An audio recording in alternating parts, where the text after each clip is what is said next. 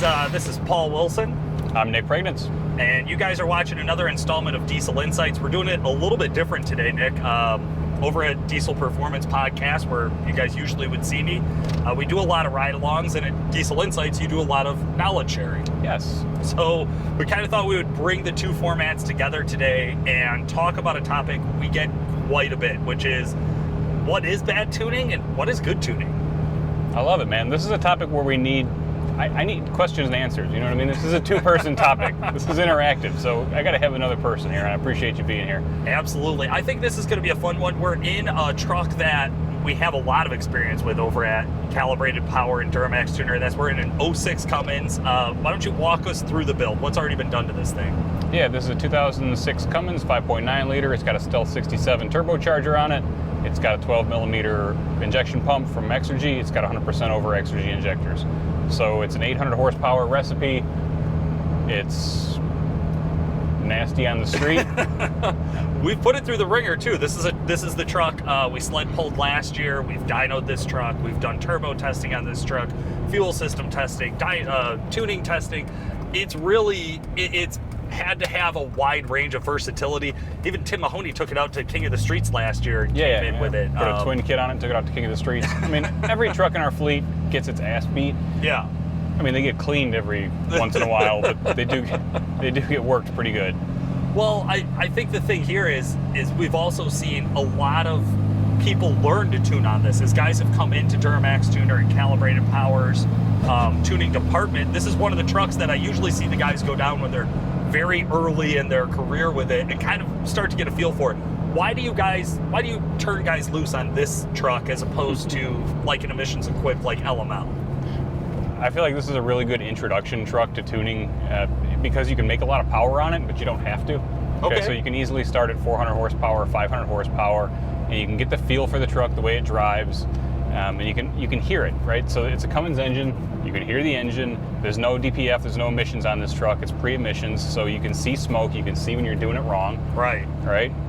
And it's just a fun truck to drive. And honestly, I don't have a lot of, there's not a lot emotionally invested in this one. Okay. If you hurt this truck, we'll all kind of laugh, and it'll be down for a week, and then we'll fix it, and you get to go play again. Right. Okay. No, I dig it. I mean, and it is one of those trucks where I've seen guys very early in their tuning career make those mistakes and have seen this truck out with their first revision or their second revision, and it is really, really smoky. Or, yeah.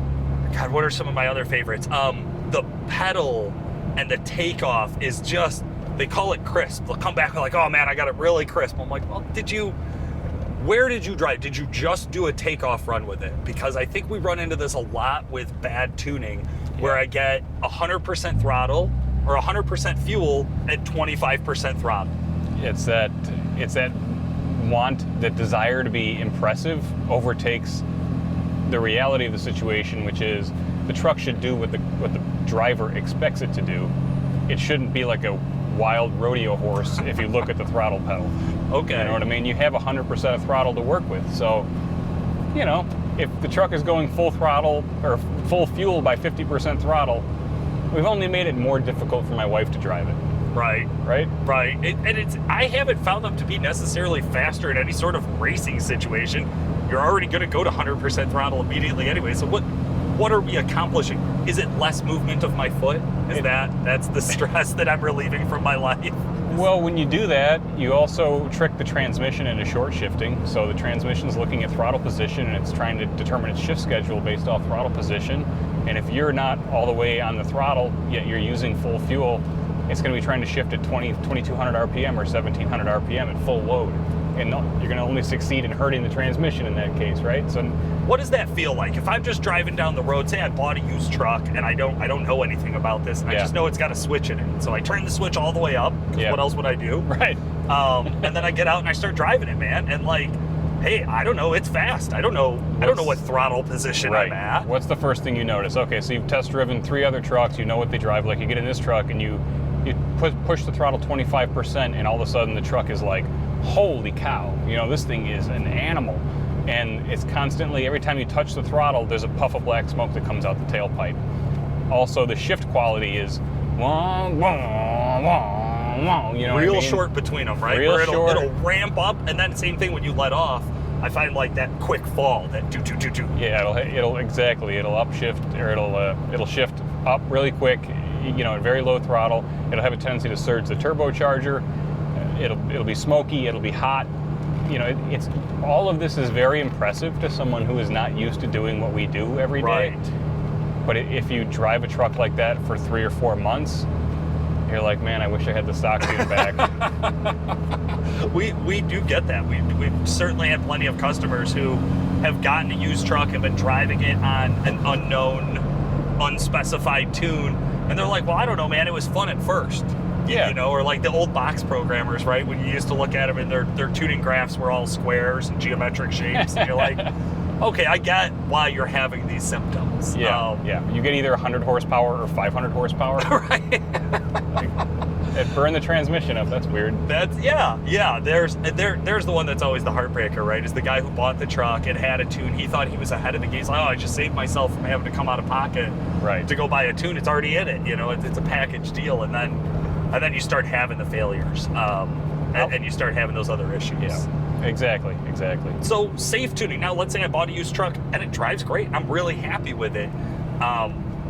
What are some of the things that I could maybe say, like, hey, that's a good indicator that you have a good tune or a solid tune? The first thing I go to is expectation, right? If the customer's happy about it, usually the truck is doing what you expect. So if I tell you, Paul, hey, you know, make this truck make 300 horsepower, and do you feel like you can reliably and consistently do that with the throttle pedal? And can you do that at any speed, at any RPM? You know, does the truck do what you ask? If you want to back it up to a trailer, right, does it have the diversity to be able to drive in reverse? To drive in reverse without surging and bouncing your trailer hitch off the... Which sounds ridiculous. If you've never been around tuning, this idea that, like, well, what do you mean? Well, it's because, just like we're talking about, if you crank up that throttle position, well, guess what? Your throttle pedal doesn't change based on going in forward or reverse. It doesn't care.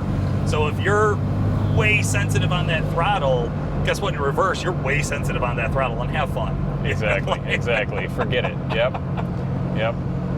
I do. I see this a lot. The other thing I see is I see guys calling with other symptoms. Okay, my truck is getting hot all the time. We've done videos for diesel insights. Why is my truck getting hot? Yeah. I think we even plugged in there. If you've checked everything else, you might want to check your tuning. When does bad tuning cause high temps? Yeah. So another driver expectation is that I can drive the truck and not have to watch the gauges, and not have to babysit it, right? Like, I want the truck to know when it's in trouble and be able to control its power level to keep itself out of trouble, right? I don't want to, you know, it's just like in sports. You don't want a muscle that can overpower the tendons. You don't want a truck, you know, an engine that can overpower the transmission. Sure. Bend and break chassis parts, break transmission parts, all that fun stuff. So, you know, being able to be reliable when towing up a grade, so sustained load for 8 or 9 minutes, understanding when it's at altitude. So if a tuner ignores altitude adjustment tables or ignores EGT back down tables or anything where the tuner is seeing safeties that are built into the truck from the factory, and in order to get the power level that they want consistently, they're taking the shortcut of totally disabling the safeties instead of massaging them so that they're still active when the truck needs them. This is one we've talked about as well in the past, and I really like this feature here. So what we're talking about is that there was a time when every tuner on Earth just went in and turned everything off. You turn traction control off, you turn EGT, anything involved with safety, you just gone. Just the first thing you do. That's like step one to tuning. Yeah. And what we've learned over the years is that it's not totally necessary. Some of these systems are really cool. Some of these systems work really well. There's times where you want them, and there's times where they get in the way, and you, like you said, you need to work with them as opposed to work against them. And that also reminds me a lot of emissions equipment, which as we look at good tuning and bad tuning, one thing I've noticed is emissions equipment tends to mask some of the old symptoms of bad tuning. Emissions equipment definitely masks some of those symptoms. It's also the first thing to, you know, I should say for the first month, it'll mask the symptoms. Right. And then on month 3, we get that call like, hey, I bought emissions on tuning from so-and-so, and my truck regens every 100 miles. and the fuel mileage is atrocious, and I don't understand what's going on here. But it's But I'm clean. making power. Yeah, it makes a ton of power, and it doesn't smoke, which I love. Right. It's like, okay, well, you know. I always hope I get that call before I get the, hey, it's in regen every 100 miles and there's a lot of white smoke coming out of the tailpipe all of a sudden. I'm like, oh, how long have you had the tuning? 6 months, a year, been towing, about to go on a family trip. I'm like, oh, sir, we have found a perfect storm. Yeah, So it's hard, I think, for some guys who are new to diesel or new to diesel tuning to identify that stuff early. One of the things I'm a big proponent of, I think the best consumer advice I've ever given is get yourself a decent set of digital gauges. We like the Edge Insight CTS. Now we're on the 3 model. Yeah. But there's floating around used 2 models. There's other gauges. There's scanners. It's about monitoring the truck, not necessarily, like you said earlier, I don't want to have to drive around my gauge where I'm constantly backing my foot out of the throttle to keep my EGTs in check. Right. I'm not into that. Right. But what I would like to know is, I'd like to know how much soot load is in my DPF. I'd like to know, is my EGR always open or always closed? Just little indicators like that can help me save myself a lot of money and headaches down the road. Exactly. If you're driving with gauges, you no longer have just your seat of the pants feel for the truck. Now you have, okay, every time I floor the truck, I'm kind of like used to seeing 28 or 30 pounds of boost. I'm kind of used to seeing my EGTs hang out here when I'm cruising on the interstate. And all of a sudden my EGTs go up 200 degrees. You might not pick it up for 2 weeks, but eventually you're going to see it. Right. And it's better, your seat of the pants, you're never going to see that. No. Right? You're not going to know that stuff. When's the last time somebody knew they had a boost leak by seat of the pants? Never. When's the last time somebody knew they had a boost leak without? Right. Period. Yeah. It is one of those where I think you're right. I think even I remember when I first started working here, I had that Kodiak, and I came in one day and I was like, man, something's up with my trans. I can't get into 5th gear. It won't go over 45 miles an hour. I spent half the evening tearing into filters, into fluids, into this and that, and scanning it. And finally we went out, we drove it, we logged it. We're like, oh, hey, did you know you're only making like 8,000 pounds of rail pressure at peak? Yeah. Like, you literally aren't making enough power to get up. But I drove the thing every day. Yeah. I work at Duramaxtuner, I'm around diesels all the time. Like, it's very easy to just get complacent and be like, hey, it just slowly tapers into that problematic area. Exactly. And I think bad tuning is one of those that it's easy to put that on the back burner when it comes to, you drive your truck every day, you tow your boat once in a while on the weekends, and then you bought the truck used, it had some tuning on there, or hey, maybe you went cheap when you were buying the tuning, you got it from some dude in his garage or whatever, and you don't really know much. Let's talk about your situation there. I mean, your truck had SES lights on for a variety of reasons. I'm sure you. I know you didn't scan it, but there are tuners out there that disable trouble codes so that they don't have to take those phone calls. Sure. And in your situation, you would have quickly seen your truck is in limp mode. Of course, you would have assumed the transmission. But if you scan it for trouble codes, you would have seen P0087, P0093, or 1093 code. And you're assuming the trans is messed up.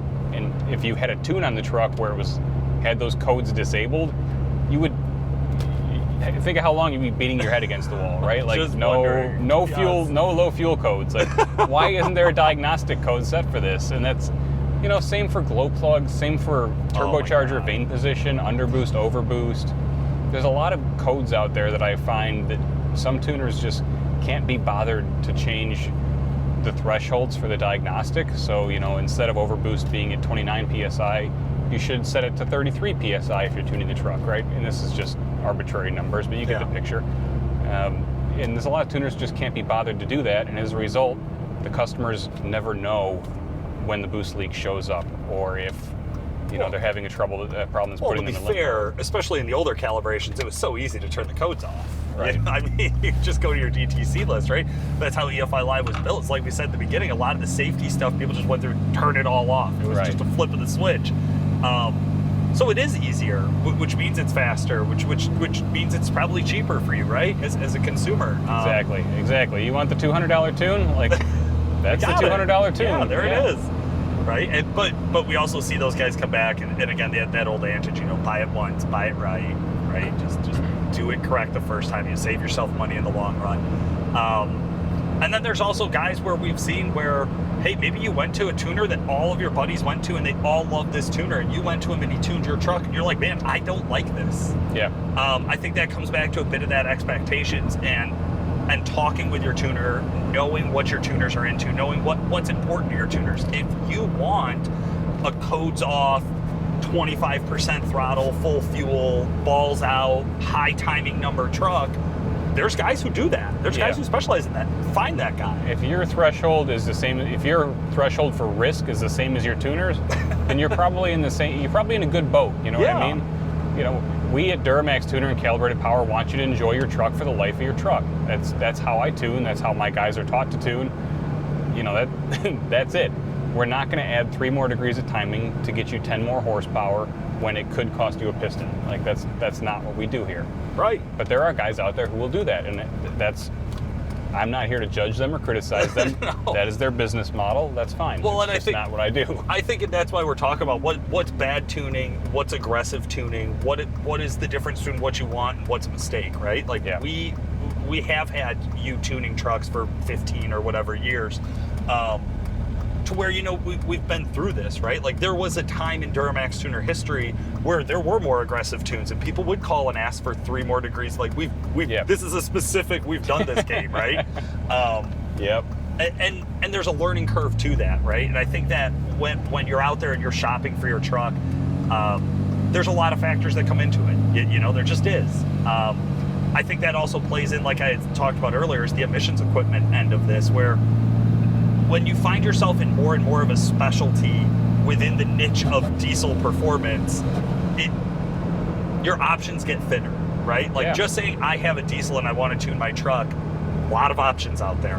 But if you're saying I have an L5P and I want to do a built transmission on it and I want to stay emissions equipped, there's only a handful of guys in the country who are building tunes for that. Well, that stuff takes, I mean, anytime you're tuning emissions equipped time, you're talking about tenfold investment of time technically, right? So like as a business, I have to invest 10 times the resources that somebody who's tuning a deleted truck has to invest in order to get the tune close.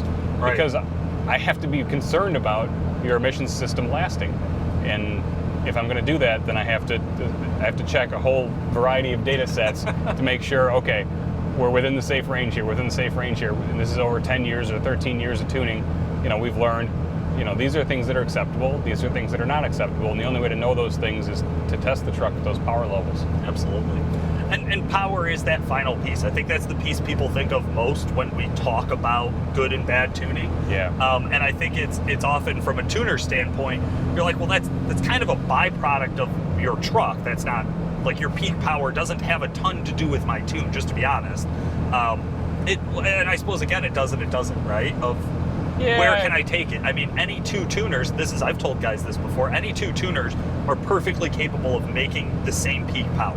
If you're calling yourself a tuner, it's probably because you can make power via tuning, right? Like you have accomplished that first step in the process of putting a big fat grin on somebody's face because you added 150 horsepower to their truck.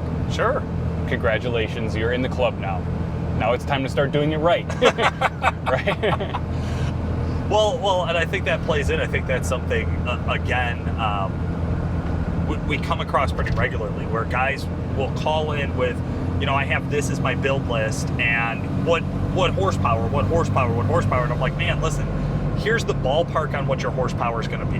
Like, regardless of your dyno and all the factors that go into this, you should be within these numbers. Yeah. However, everybody can do that. What's going to be different from tuner to tuner is how does it drive every day? How much usable power do I have? Exactly.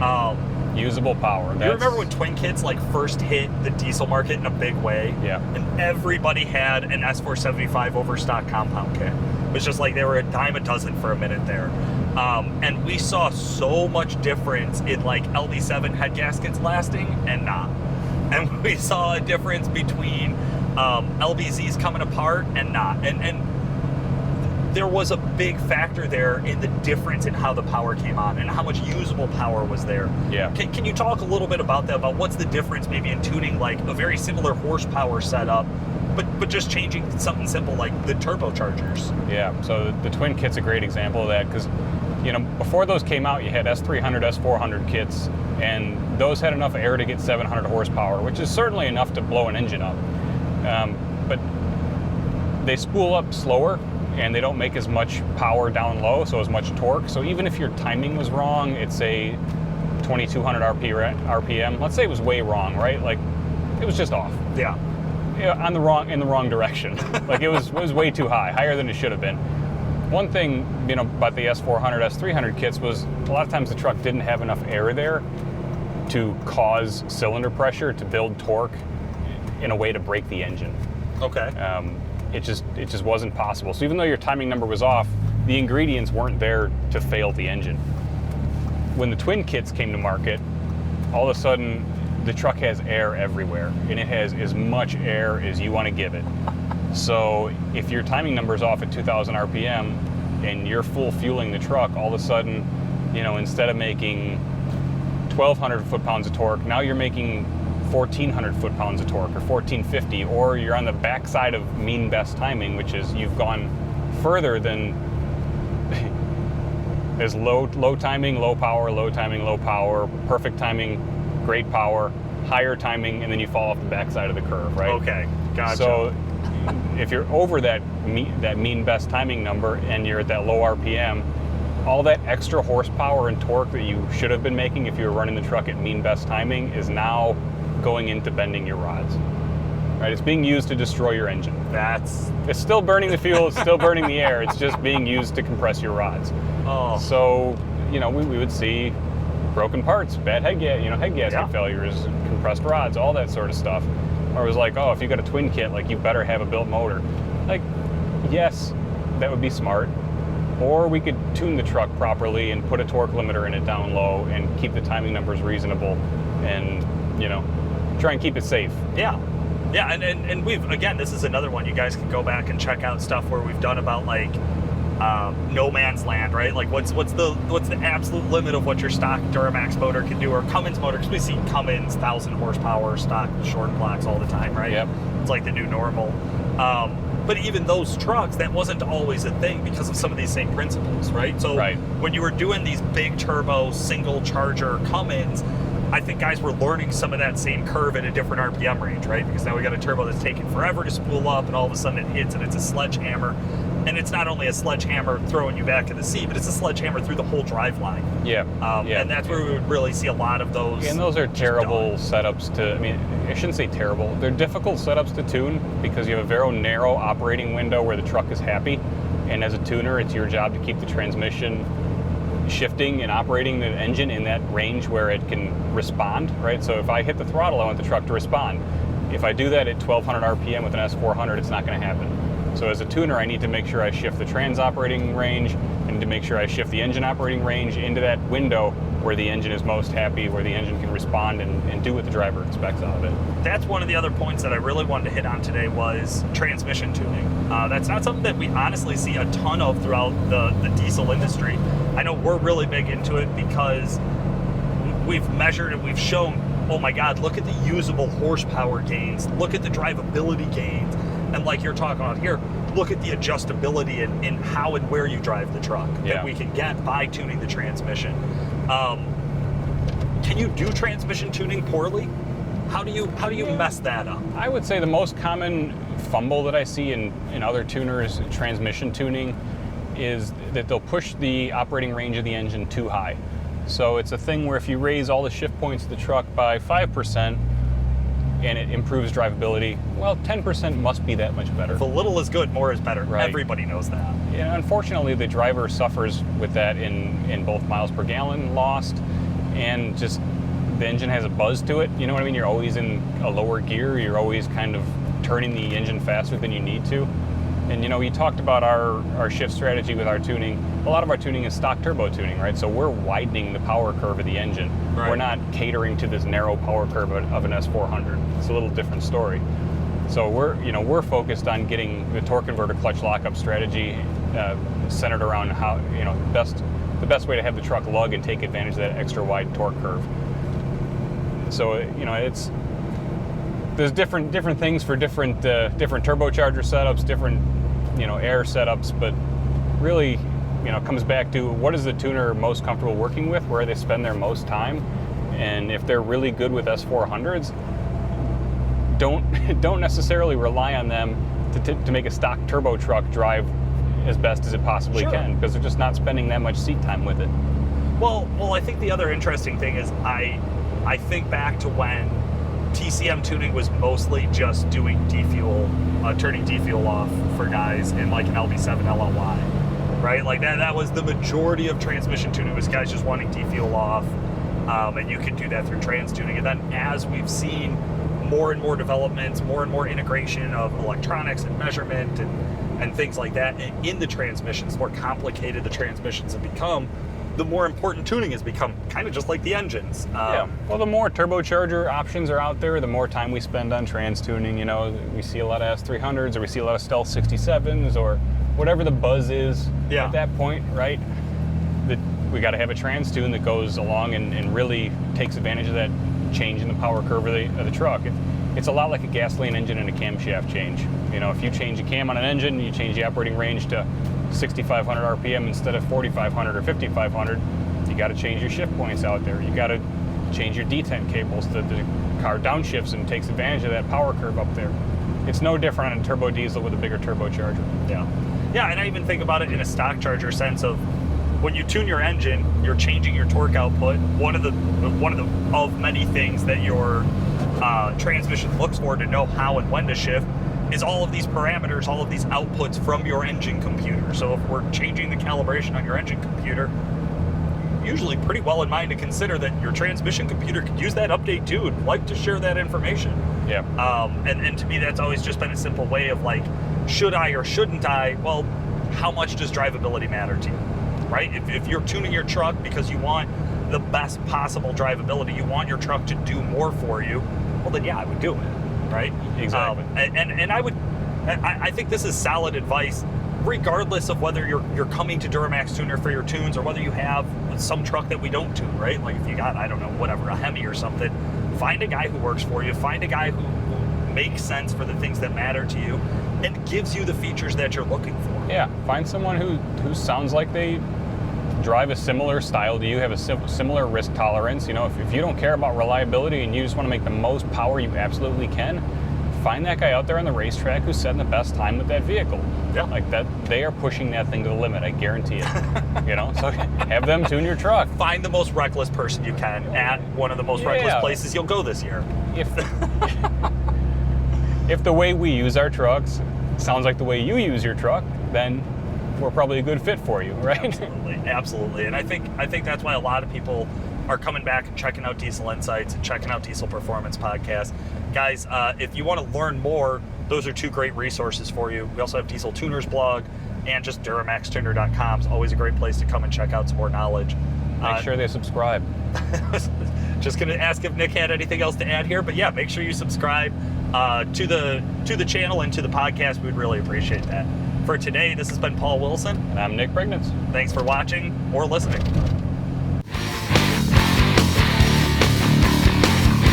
Your truck had SES lights on for a variety of reasons. I'm sure you